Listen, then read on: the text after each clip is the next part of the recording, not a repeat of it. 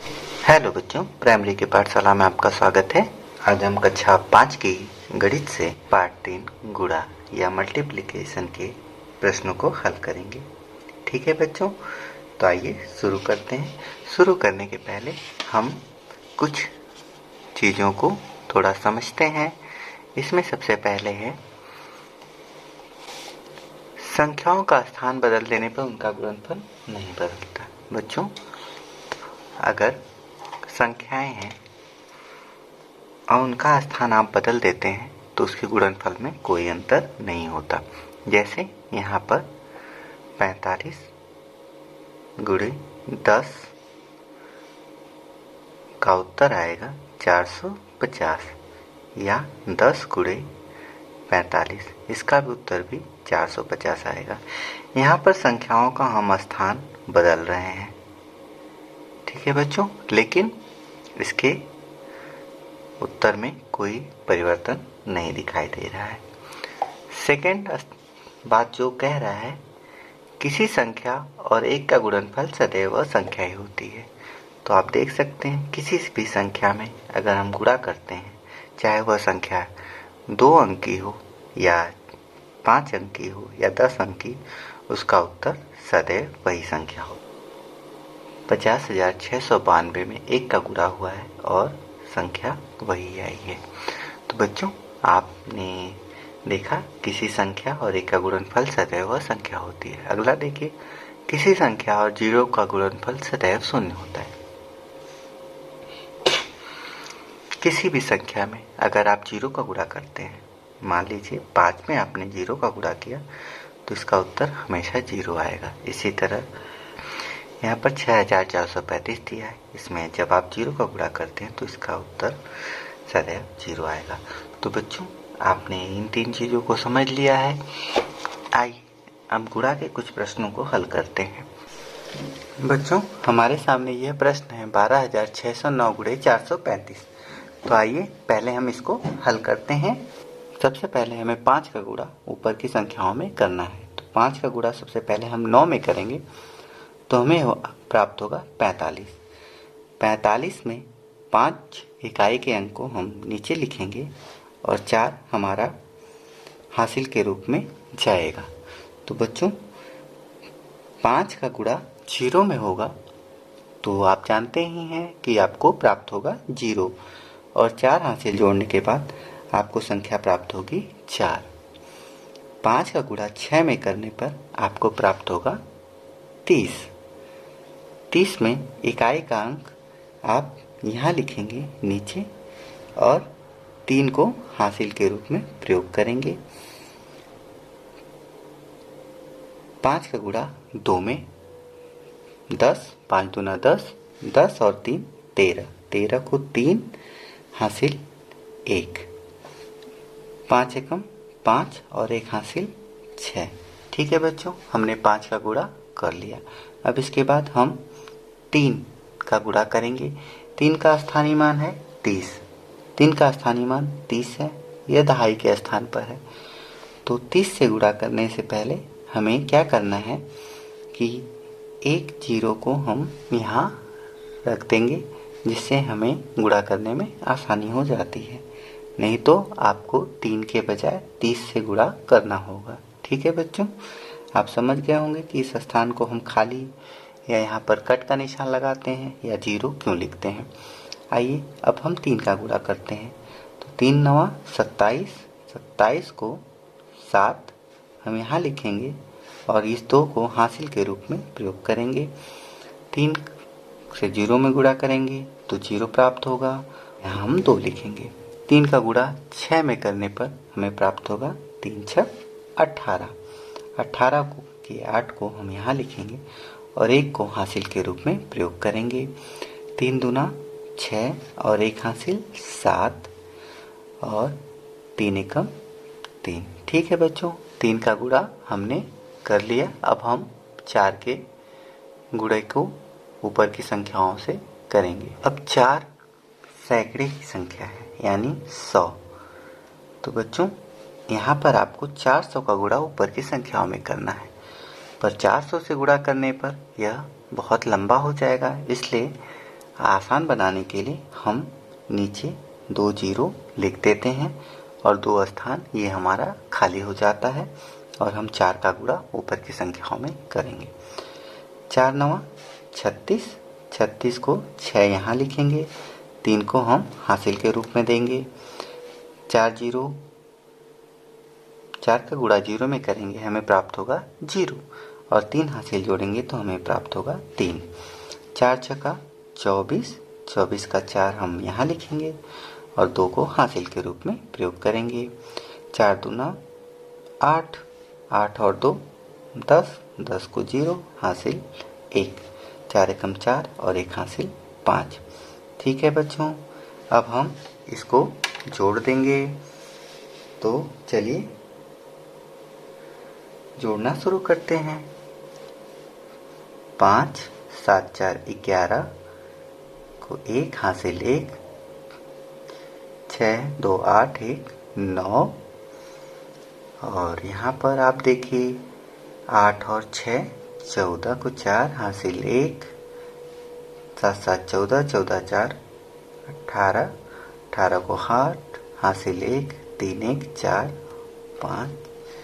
ठीक है बच्चों, ये आपका आंसर हो गया। हाँ बच्चों, ये प्रश्न देखिए, यहाँ पर 78,654 में 100 का गुणा करना है। बच्चों, इस प्रकार के प्रश्न को हल करने के लिए आपको लंबी गुणन प्रक्रिया का पालन नहीं करना होता है।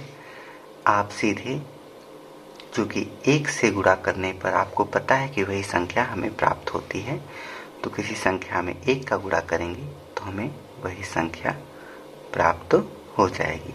और बच्चों, चूँकि यहाँ पर सैकड़े में 2 जीरो हैं, तो आप इन 2 जीरो को उसके साथ लगा दीजिए। इस प्रकार यह आपका गुणा आसानी से हो जाएगा। अगले प्रश्न में आप देखिए कि 200 का गुणा करना है। बच्चों, यहाँ पर आप सीधे 2 का गुणा करिए।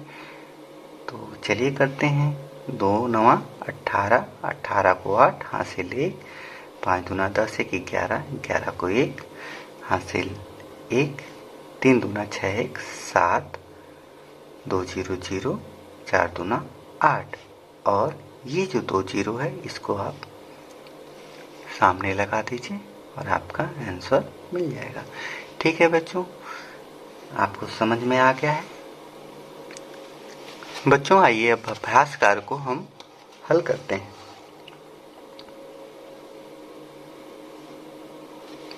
तो यहाँ पर जो प्रश्न दिया है 20,545 गुणे 432 और बच्चों ये बराबर है और यहाँ पर 20,545 है। यानी इस बराबर का अर्थ हुआ कि इस तरफ की जो संख्याएं हैं इसका गुणनफल इस तरफ की संख्याओं के बराबर होगा। तो बच्चों, यहाँ पर 20,545 पहले ही दिया हुआ है, तो यहाँ पर शेष बचता है हमारा 432। अब बराबर के दोनों तरफ की संख्याओं का गुणनफल एक जैसा होगा। ये हमने उदाहरण में पढ़ा कि संख्याओं के स्थान परिवर्तन करने से उसके गुणनफल में कोई भी अंतर नहीं पड़ता। आगे हम देखते हैं, यहाँ पर भी उसी प्रकार की संख्या है और यहाँ पर बराबर का चिन्ह दिया है और यहाँ पर 307 दिया है और ये है खाली स्थान। तो बच्चों, यहाँ पर हम लिखेंगे 307 और इस तरफ हम लिखेंगे 46,580। ठीक है, तो इन दोनों संख्याओं का गुणनफल एक जैसा हो जाएगा। यहाँ बच्चों 85,321 में 1 का गुणा करने पर वही संख्या आएगी, यानी 85,321 आएगी। यहाँ पर बच्चों 1 का गुणा है, तो आप जानते हैं किसी संख्या में 1 का गुणा करने पर वही संख्या प्राप्त होगी। अगला प्रश्न है, आप देख रहे हैं इसमें 0 का गुणा है। 0 का गुणा करने पर हमें हमेशा 0 प्राप्त होता है। ठीक है बच्चों, अब आते हैं गुणनफल ज्ञात करिए। प्रश्न नंबर 2 की तरफ गुणनफल ज्ञात करिए। यहाँ पर आपको गुणनफल यानी गुणा ज्ञात करना है। प्रश्न क्रमांक 2 गुणनफल ज्ञात करिए। पहला गुणा है 6354 गुणे 639। तो बच्चों जब हमें 6354 में 639 का गुणा करना है तो बच्चों जैसा कि आपको पहले बताया गया है, आप उन्हीं प्रक्रियाओं का पालन करते हुए गुणा के प्रश्न को हल करिए। इस प्रकार 6354 में जब आप 639 का गुणा करेंगे आपको उत्तर 40,60,206 प्राप्त होगा। बच्चों अब हम प्रश्न क्रमांक 3 देखते हैं। यहाँ पर है एक स्कूटर का मूल्य 62,519 रुपये है। ऐसे 145 स्कूटर खरीदने के लिए कितने रुपए देने होंगे? तो जैसा कि आप जानते हैं, यदि किसी एक वस्तु का दाम दिया है और ज़्यादा वस्तु का दाम निकालना होता है तो हम गुणा करते हैं। तो बच्चों यहाँ पर 62,519 में 145 का गुणा होगा। यहाँ पर हम देखते हैं कि एक स्कूटर का मूल्य 62,519 रुपये है, अतः 145 स्कूटर का मूल्य 62,519 गुणे 145 रुपये होगा। 62,519 गुणे 145 का आप गुणा कर लेंगे और आपका उत्तर आएगा वही आपके 145 स्कूटरों का मूल्य होगा। अब हम प्रश्न क्रमांक 4 की तरफ चलते हैं। यहाँ पर आप देखिए एक पेटी में 144 सेब आते हैं। फल मंडी में ऐसे ही 32,275 पेटियां रखी। मंडी में कुल कितने सेब हैं? तो बच्चों यहाँ पर एक पेटी में सेब की संख्या है 144।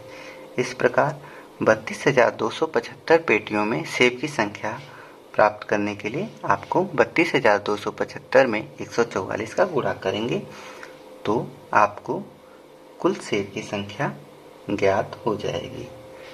ठीक है बच्चों, इस प्रकार आप इस प्रश्न को हल करेंगे। अब प्रश्न क्रमांक हम 5 देखते हैं। यहाँ पर एक घर से लगभग 1200 ग्राम कचरा रोज निकलता है। ऐसे 7 घरों से 365 दिनों में लगभग कितना कचरा निकलेगा? बच्चों एक घर से कचरा निकलता है 1200 ग्राम। अब एक घर से एक दिन में कचरा कितना निकलता है? 1200 ग्राम। तो 7 घर से एक दिन में कितना कचरा निकलेगा? 1200 गुणे 7 तो 8,400 ग्राम ये कचरा एक दिन में 7 घरों से निकलता है। अब आपके प्रश्न में पूछ रहा है कि 365 दिन में 7 घरों से कितना कचरा निकलेगा। तो आपने एक दिन में 7 घरों से कचरा निकाल लिया, ये है 8,400 ग्राम। अब इस 8,400 ग्राम में 365 का हम गुणा कर लेंगे तो हमें इसका उत्तर मिल जाएगा और यही हमारे 365 दिन के कचरा होगा। ठीक है बच्चों, अब अगला प्रश्न देखते हैं। एक ट्रक से अधिकतम 11,265 किलोग्राम माल ढोया जा सकता है। ऐसे 762 ट्रकों से अधिकतम कितना माल ढोया जा सकेगा? बच्चों यहाँ पे प्रश्न है कि एक ट्रक से माल ढोया जाता है 11,265 किलोग्राम। तो 762 ट्रकों से माल ढोया जाएगा 11,265 गुणे 762। तो बच्चों हम 11,265 में 762 का गुणा कर देंगे तो हमें वह संख्या प्राप्त हो जाएगी।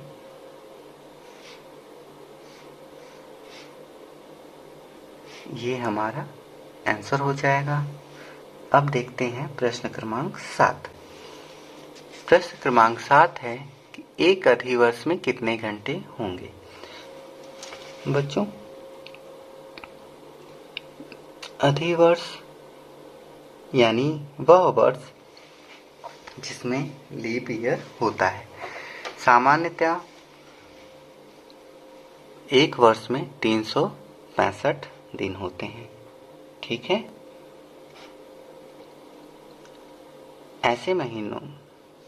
ऐसे साल में फरवरी जो है 28 दिन की होती है। ठीक है बच्चों, लेकिन अधिवर्ष में फरवरी हो जाती है 29 दिन की। जब फरवरी 29 दिन की होगी तो हमारे साल में दिन हो जाएंगे 366, तो अधिवर्ष में हो जाएगा 366 दिन। ठीक है, अब आते हैं प्रश्न की तरफ। तो हमारा प्रश्न कह रहा है कि एक अधिवर्ष में कितने घंटे होंगे। तो बच्चों, आप जानते हैं कि एक दिन में कितने घंटे, 24 घंटे। तो एक अधिवर्ष में दिन बराबर 366 दिन। अब 366 दिन में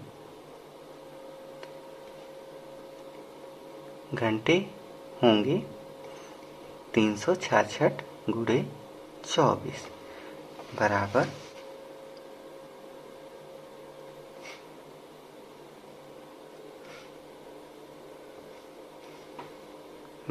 8784 घंटे। ये बच्चों आपका आंसर हो गया। तो आशा करते हैं कि आपको यह पाठ पूरी तरह समझ में आ गया है। आप इसके अभ्यास प्रश्नों को आसानी से हल कर सकते हैं। धन्यवाद।